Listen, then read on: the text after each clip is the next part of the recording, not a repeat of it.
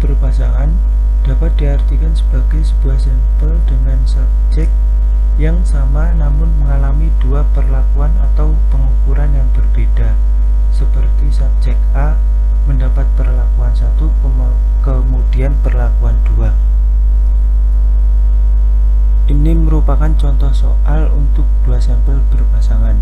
Langsung saja ke program SPSS-nya. Pertama, di variabel view kita ketik tahun 2016 dan tahun 2017. Untuk desimalnya diberi angka 2 karena data kita memiliki dua angka di belakang koma. Nanti akan seperti ini. Langsung saja klik analyze, compare min, terus pilih yang paired sample test. Di sini untuk tahun 2016-nya dimasukkan ke variabel 1, sedangkan yang tahun 2017-nya dimasukkan ke variabel 2. Langsung oke. Nah, hasil dari dihitung yaitu min 6,461.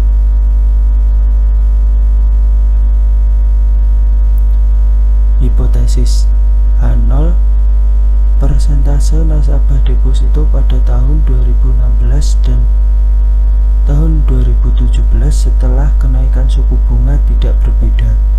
H1-nya, persentase nasabah deposito pada tahun 2016 dan tahun 2017 setelah kenaikan suku bunga berbeda. Yang kedua, menentukan taraf nyata. Taraf nyata di sini untuk uji dua arah adalah 5% atau 0,05. Jadi DF-nya N-2. N-nya itu 15 dikurang 2 sama dengan 13. T-tabelnya ini plus minus 2,16037. Ini tadi hasil dari T-hitungnya min 6,46. Untuk gambarnya seperti ini merupakan gambar untuk dua arah. Yang dimaksud T-tabel plus minus 2,16 itu jadi ada bagian yang positif dan ada yang bagian negatif. Nah, yang sebelah kanan ini bagian H1, tengah H0, dan sebelah kiri ini bagian H1. Untuk pada kasus uji dua sampel berpasangan, T-hitungnya bernilai min 6,46.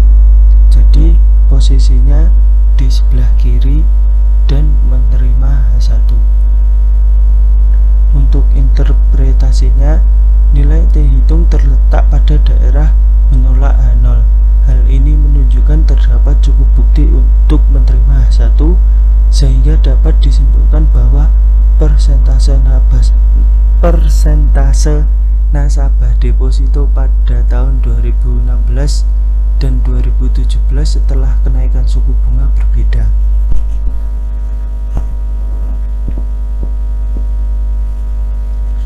Untuk selanjutnya,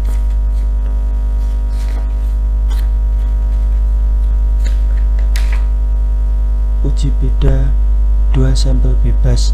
Pada prinsipnya tujuan uji dua sampel adalah ingin mengetahui apakah perbedaan rata-rata mean antara dua populasi dengan melihat rata-rata dua sampelnya. Kata independen atau bebas berarti tidak ada hubungan antara dua sampel yang akan diuji. Hal ini berbeda dengan uji sampel berpasangan.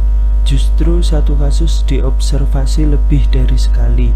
Dalam uji independent sample ini, suatu kasus hanya didata sekali saja. Ini soal untuk independent sample t-test. Jadi untuk independent sample t-test nanti contoh soalnya ada di modul halaman 25 kasus 11. Pertama, kita ketik nilai ujian statistik dan kelompok kelas. Pada kelompok kelas ini value-nya dimasukkan seperti ini. 1 untuk kelas A, 2 untuk kelas B. Untuk desimalnya dikasih angka 0 karena datanya tidak memiliki koma. Nah, di sini ditulis angka 1 sampai 10, seterusnya dan terusnya 2 sampai 10 juga. Untuk 1 sampai 10 ini untuk nilai kelas A, sedangkan 2 yang sampai 10 juga ini untuk nilai kelas B. Terus kita langsung klik analyze, terus compare means, pilih independent sample t-test.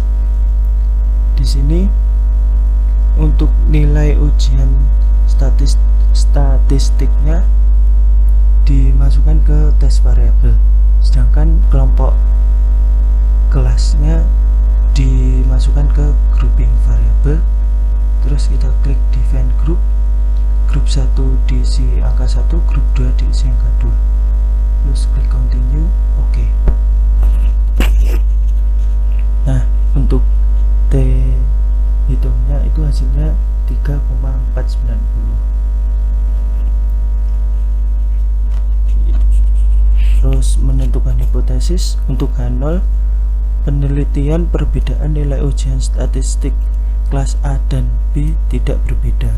H1-nya, penelitian perbedaan nilai ujian statistik kelas A dan B berbeda. Menentukan taraf nyata untuk uji ini dua arah adalah 5% atau 0,05. DF nya ini N-2, jadi 20 min 2 sama dengan 18. Di tabelnya plus minus 2,10092. Ini hasil dari dihitungnya tadi 3,490. Untuk gambarnya seperti ini. Jadi sama dengan yang tadi, posisi plus dan posisi minus ini H1, ini yang tengah itu untuk H0, ini juga H1. Jadi posisi dari T hitungnya tadi bernilai senilai 3,49. Jadi posisinya berada di H1. Untuk kesimpulannya, nilai T hitung terletak pada daerah menolak H0. Dalam hal ini menunjukkan bahwa terdapat cukup bukti untuk menerima H1 sehingga dapat disimpulkan bahwa penelitian perbedaan nilai ujian statistik kelas A dan B berbeda.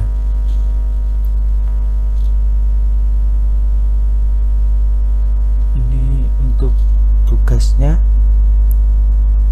Terima kasih. Sekian materi praktikum hari ini. Wassalamualaikum warahmatullahi wabarakatuh.